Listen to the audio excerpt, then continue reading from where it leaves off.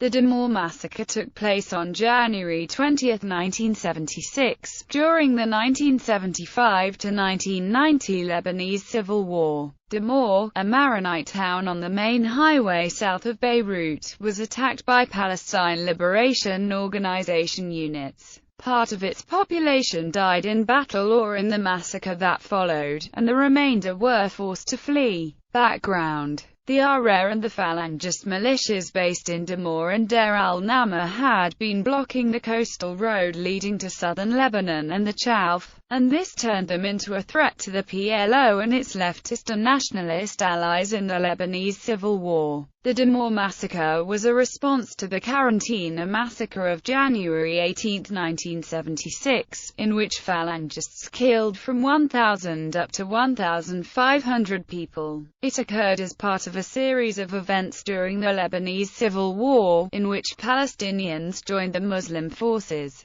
In the context of the Christian-Muslim divide, and soon Beirut was divided along the Green Line, with Christian enclaves to the east and Muslims to the west. Events: 20 Falangist militiamen were executed, and then civilians were lined up against a wall and sprayed with machine gun fire. None of the remaining inhabitants survived. An estimated 582 civilians died. Among the killed were family members of Eliho Baker and his fiancée. Following the Battle of Tel al-Zator later the same year, the PLO resettled Palestinian refugees in Damour. After the Israeli invasion of Lebanon in 1982, the Zator refugees were expelled from Damour, and the original inhabitants brought back. According to Thomas L. Friedman, the Falangist Damouri Brigade, which carried out the Sabra and Shatila massacre during the 1982 Lebanon War, sought revenge not only for the assassination of Bashir Gemayel, but also for what he describes as past tribal killings of their own people by Palestinians, including those at Damour.